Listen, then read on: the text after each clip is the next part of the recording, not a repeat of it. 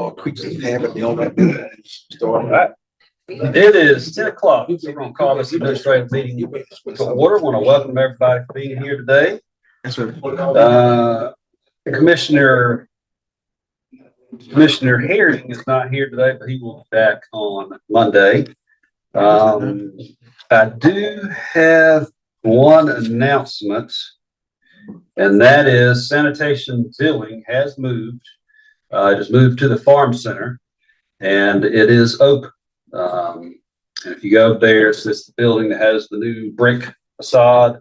And I want to say I greatly appreciate Stacy and Barkley and Tommy and all their team for all the work that they put in that building. It's been kind of a heavy lift to get that in a timely manner. A few setbacks, but that's typical. But if you go inside the building, Tommy, your team did a really good job. Really good job kind of laying that out. I know that's a collaborative effort. It has a drive-through now, so you don't have to get out of your car to do a drive-through. So I think it's going to be a great building. So anyway, well, thank y'all and let the public know that sanitation billing has moved, and it's going to be better. And Barkley is very excited about that, aren't you, Barkley? That's right. Right. We have 3 items. I like making that. Yes. So sorry.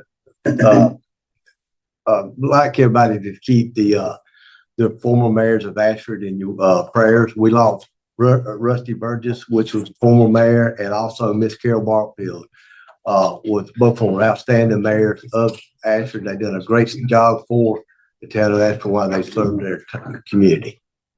Please keep their families in thoughts and prayers. Absolutely. Yeah. Thank you, Commissioner Adams. And I was just reminded that the Loop Music and Art Festival starts today, I believe, starts at 4 p.m. today. It's going to be at the new Porter Park, downtown Dothan. And it kicks back off again at 10 a.m. tomorrow. I went last year. It's a pretty good collection of artists, both musically and media arts. Look forward to going and checking that out tomorrow. Any other announcements from the commission? Right. So on your agenda, we have 3 items under awards and presentations. If there's no objection, I do want to talk about a 4th item, but we'll get to that in a minute. Now, the first item is a proclamation for National Public Safety Telecommunicators Week. I believe Commissioner Ivy always does that. Yes. Any objection to adding that one to the agenda? No objection. Okay. Item number 2 is a proclamation for Community College Month. Always look forward to having Dr. Ashley Wilkins and the crew from Wallace Community College. Any objection to placing that one on the agenda? No objection. And item number 3 is a proclamation for Child Abuse Prevention Month. Ms. Kim Johnson from the Child Advocacy Center will be here for that one. Any objection to placing that one on the agenda? No objection. The item I would like to add, assuming there is no objection, because this was not added in time, it is a proclamation, and I do not have it. It's the proclamation is being prepared. Miss Jackie's going to be in this afternoon. We're going to finish it up. But it is for the library, and I will be honest with you, I don't even know what the proclamation is for. Maybe Library Week, or does anybody know? I was just told we need to put a proclamation for the library on there. Okay, well, if there's no objection, I'd like to add a proclamation for the library, and we will fill that in what the proclamation is later. But is there any objection from any member of the commission to adding that one to the agenda on Monday? No objection. Okay. All right, so we will add that one. All right, item number 1 is a request to, I don't have it with me, is a request to approve resolution supporting Southeast Health Foundation's expansion for the Pulse Point app into rural Houston County. So, gentlemen, you may remember, I believe it was last year, it may have been the year before, I tend to lose track of time. The Southeast Health Foundation invested in Pulse Point for the city of Dothan. But I kind of didn't understand how Pulse Point and all the stuff worked, but yes, there it is. I have a resolution if y'all want to look at it real quick. Pass that down. But the way Pulse Point works is they have to pay for it to go outside the city of Dothan into rural Houston County. So they are willing to do that. And this is just, I thought it would be a great idea for us to pass a motion supporting those efforts. It's not going to be any cost to the county commission. This is being 100% funded by the Southeast Alabama Health Foundation. Kudos to them. I know the city of Dothan, they've already reported that it saves lives. And I have it installed on my phone. Once you become CPR certified, so to speak, that you can install this PulsePoint app. And if someone had experienced cardiac arrest in this building, it would alert you through the app. And it would show you where they were, go initiate CPR if you needed to. It would also show you where the nearest AED is located. And I think the AED things that we have also have Narcan, if I'm not mistaken. And it should have a blood control System. stuff with it too. Okay. The Narcan AED and then the blood control. Good. So this, this may, I think not may, I think it will save lives one day. So, I just want to ask the county commission to sort of pass a resolution supporting that, and that will be on the agenda Monday, assuming there's no objection. But any questions or comments about this item?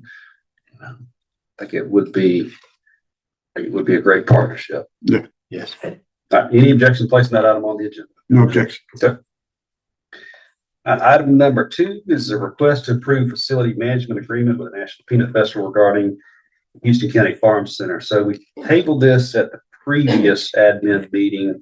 The contract itself has not changed, but Commissioner Adams and I met with Tony, National Peanut Festival, talked about some rates. There's a little bit of confusion on that.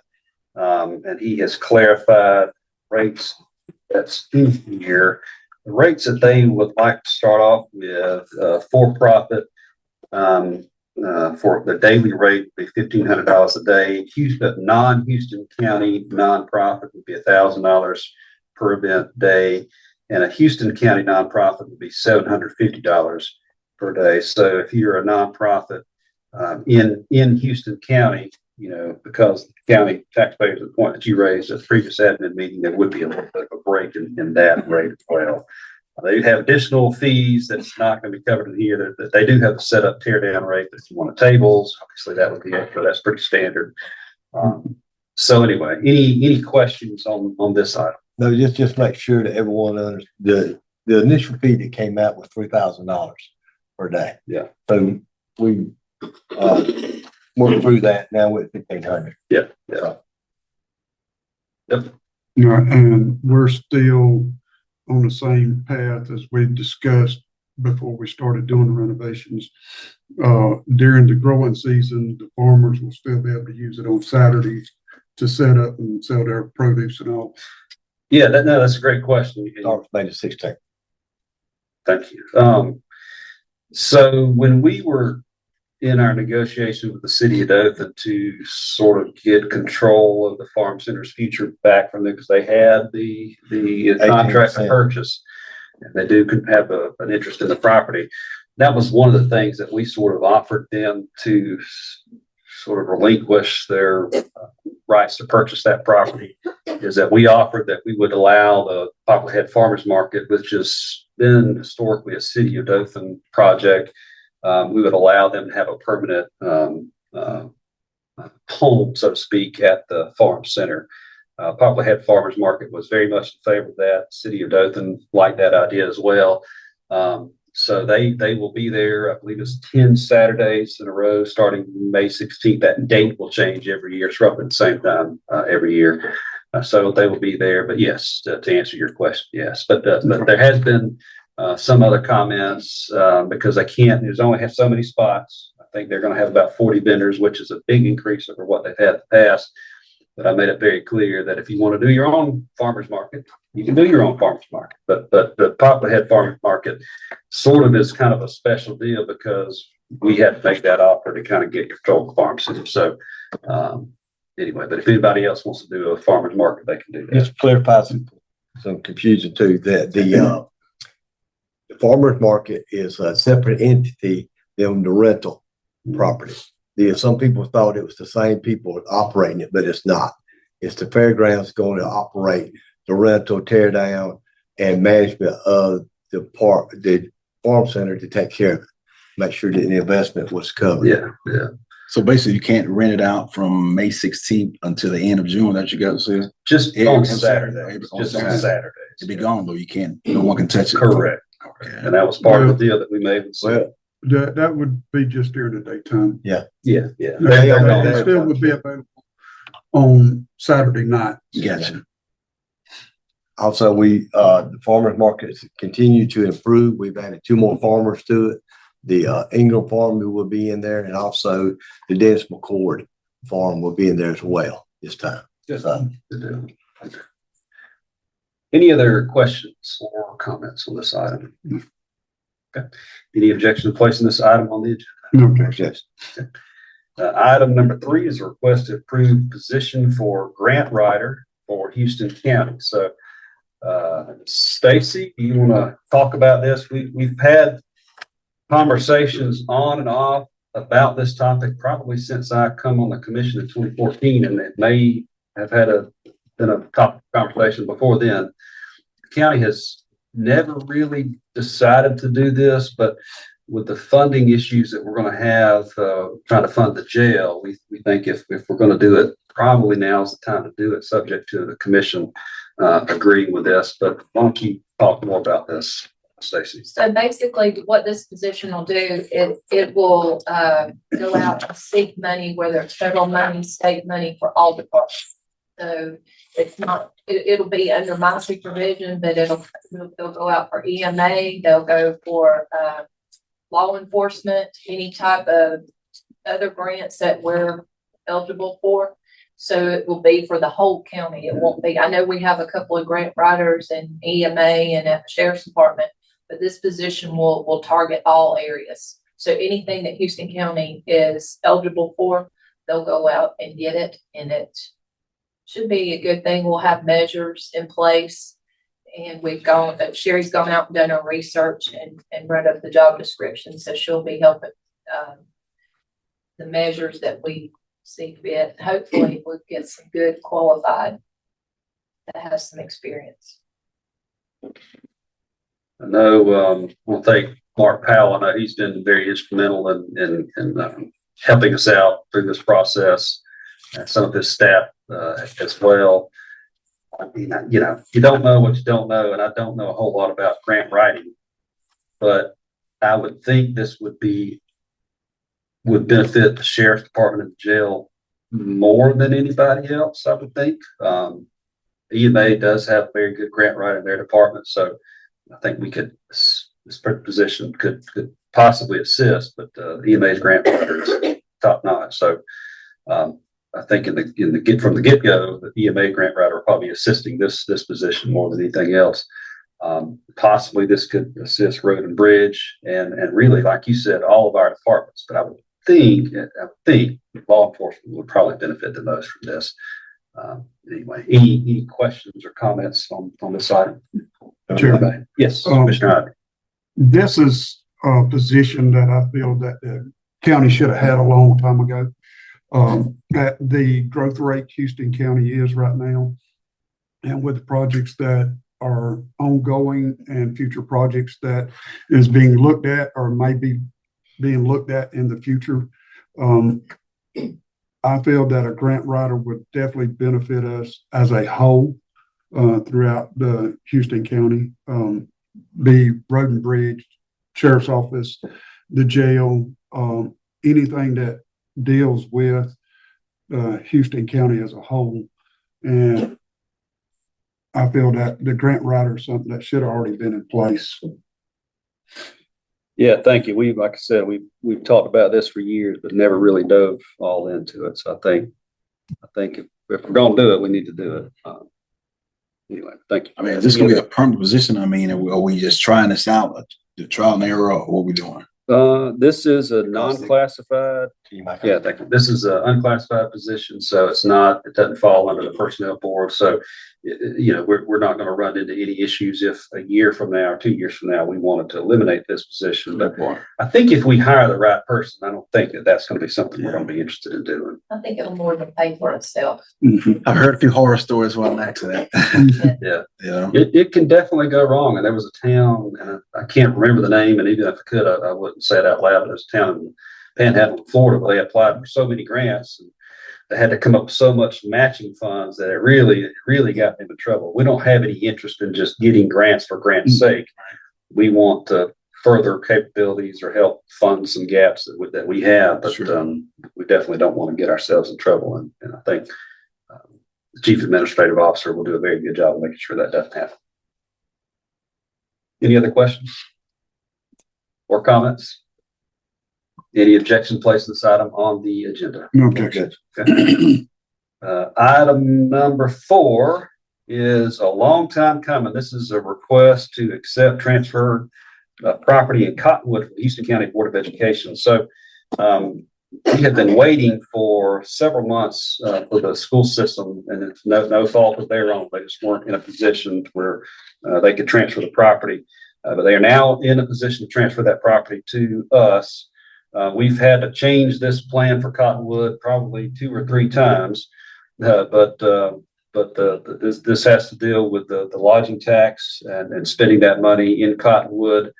The ball fields was owned by the Board of Education, and there's a lot of reasons that I'm not going to go into why Cottonwood could not do those improvements while the property was owned by the Board of Education. So the Board of Education is ready at this point to transfer that property to someone. The original plan was to transfer this property to the town of Cottonwood. But because of some insurance related issues, the town they were not in a position to accept that property.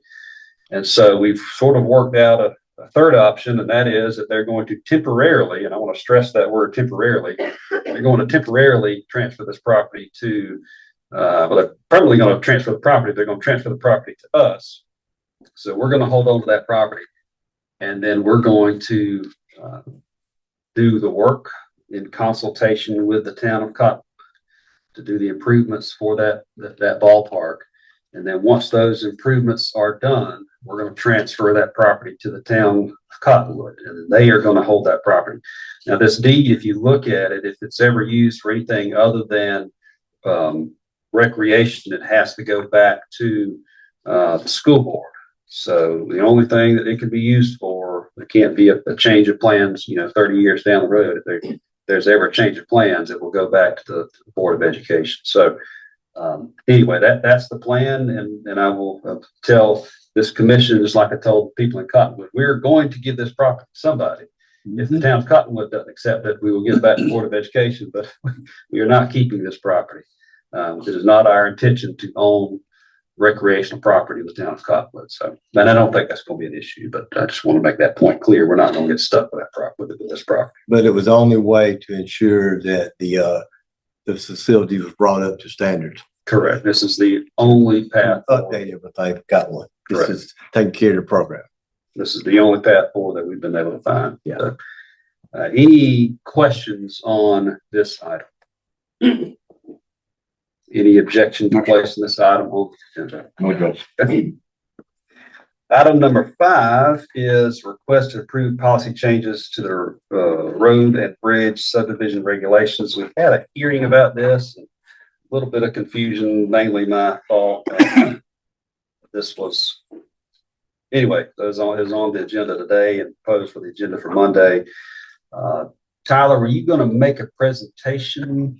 Okay, so Tyler's going to talk about, because I think there were some questions by members of the commission about certain items. So Tyler, why don't you go ahead and we'll see if we have any questions. We do have someone that wants to speak on this item as well in the audience, and I'll ask if there's anybody else.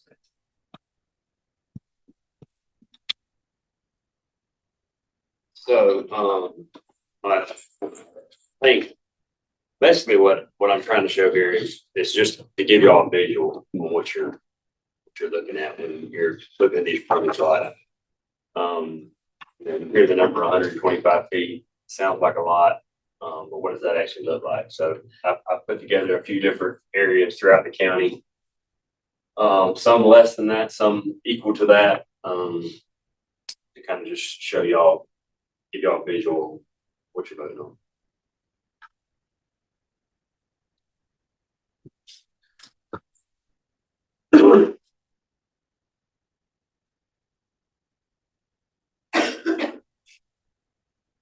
Okay, we're gonna start with Sandbed Road out in the Wicksburg community. It's been by several of you as far as it's very highly populated, creates more of a subdivision type appearance than a county road. So this is just kind of an aerial view of a section of Sandbed Road. In that section, I think it's 2,800 feet. There's 50 homes through just this section. So,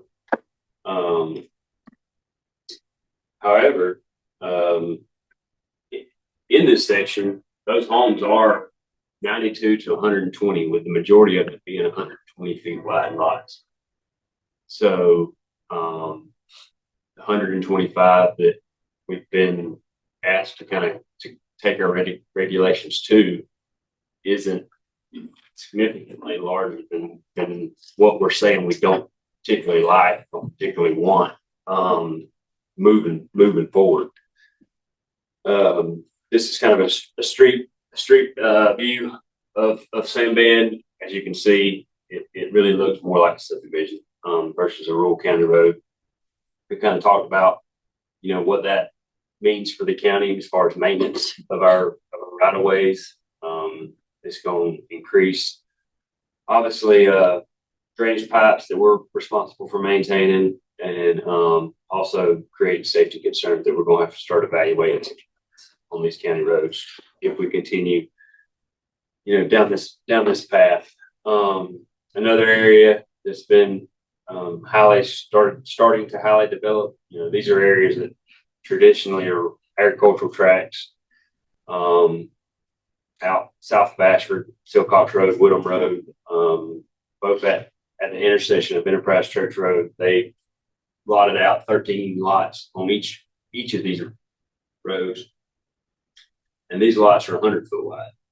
So I'm sorry for the pictures. I think are showing up a little blurrier on the big screen than they're on the computer, but you can tell by the photo that the homes are pretty close together for a county rural area. And this is 100-foot wide lots. So another development out in Wicksburg, Hilltop Road. So 17 homes. Obviously, as of now, only on one side of the road, so it's not quite as impactful. But this development was done at 125 feet wide lots. So this would be typically what you would see minimum if the proposed distance is voted on to move forward. I'm showing you those lots. Street view of what that looks like driving down the road. So, still has a subdivision feel in my opinion, but it does create a little more of a wider rural lot.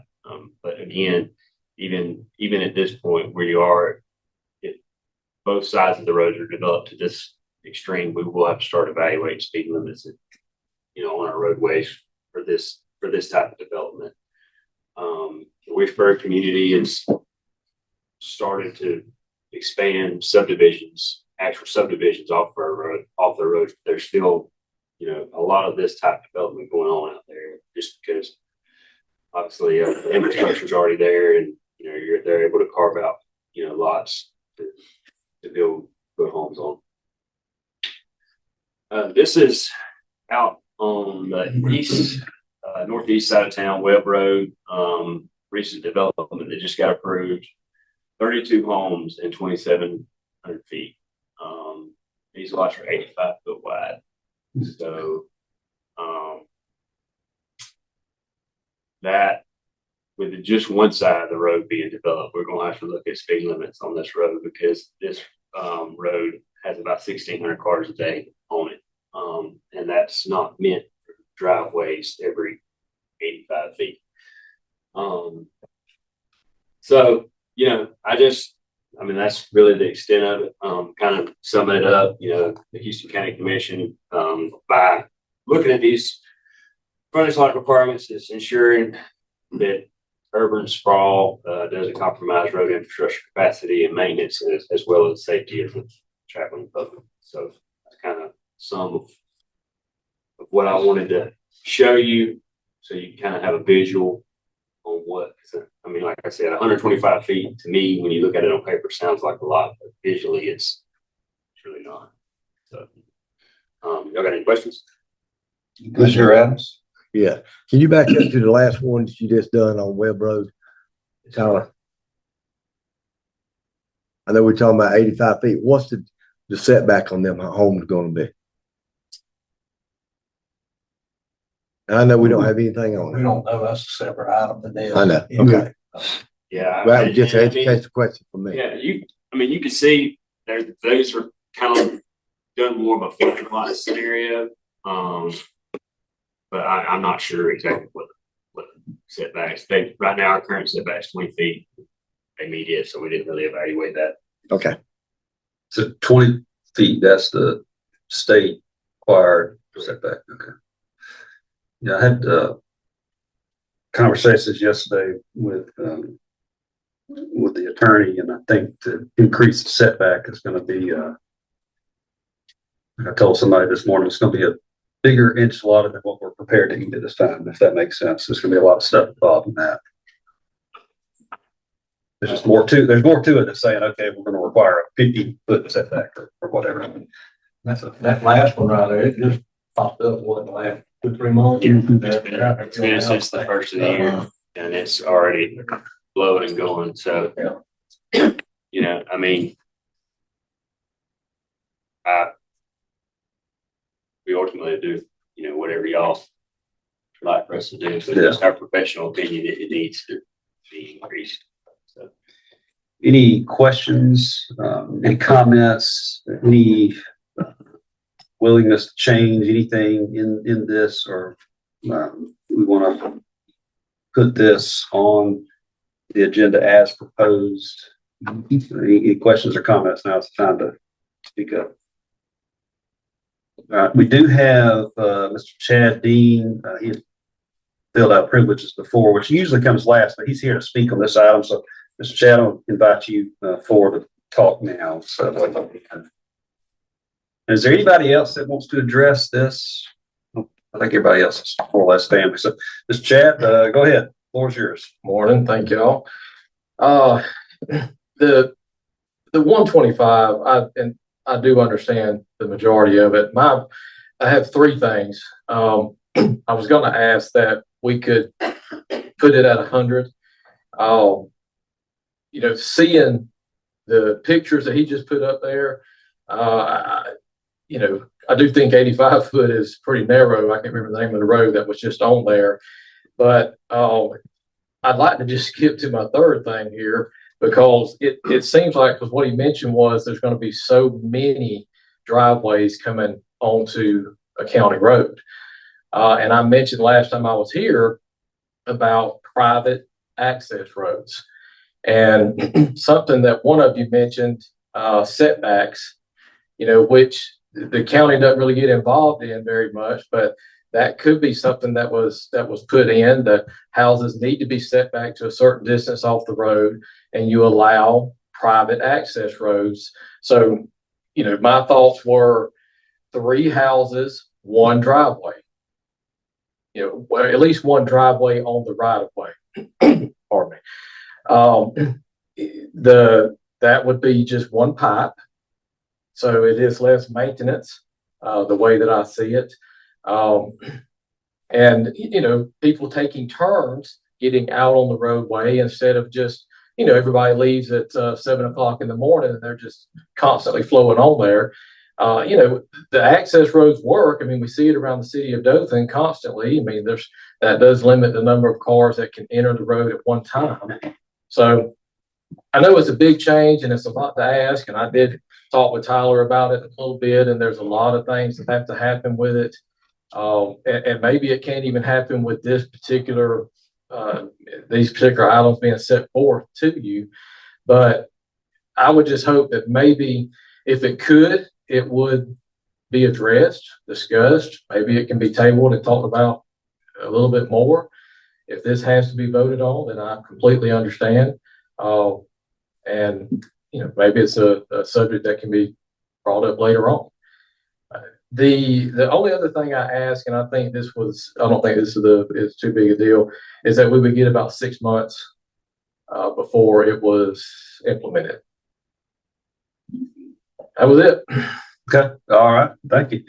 I thought the idea about the driveways was different, something I'd never thought about. Of course, we have to run that through the engineers and figure out what that actually means for us. So I do know that every time we update these subdivision regulations, we always have other things immediately that we want to change, or the engineers want to change. So this, to me, is never chiseled in stone. It's more of an evolving guide, evolving document. So I'm quite certain that in the next few years we'll be back at it. There is a tremendous amount of growth in the county. I know I've met recently with the Home Builders Association. They're wanting to make some changes. It's just that's where the market is going, is out in the county, and we are, and I think we would all agree with this, ill prepared for the growth that we're experiencing out in the rural parts of the county. And so we do have some challenges there. We are going to have to tackle some things. I'm fine. I mean, in terms of delaying implementation, I know we discussed that.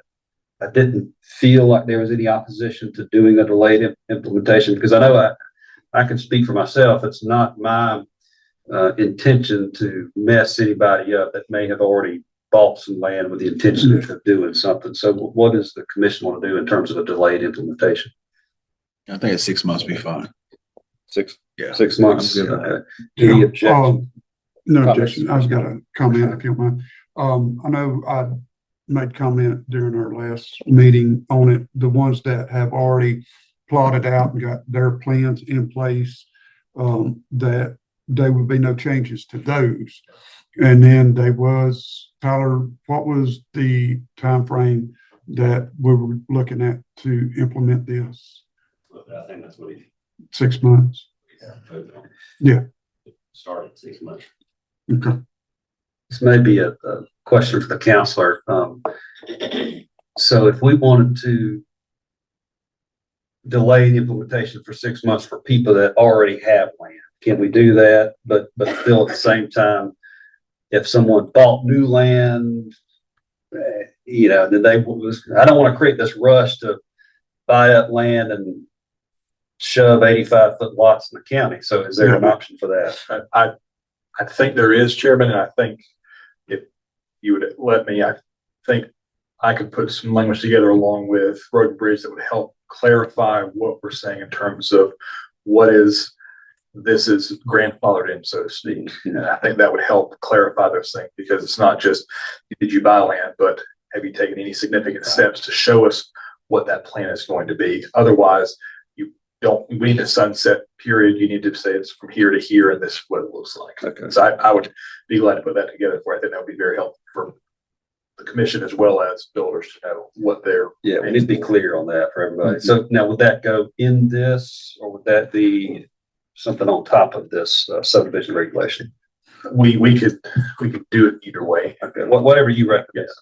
So, yeah, if you want to get that language to me, and then I can, we can get that out to the commission. And if we want to make any last minute tweaks to that on Monday, you'll be here and you can walk us through that. But I don't anticipate that happening, as long as it's kind of clear. 6 months, if you already have the land and then you're fine. But I don't think any of us want people buying up land in the next couple of weeks and sticking a bunch of 85-foot front lots. So Anyway, any other questions, comments on this item? All right.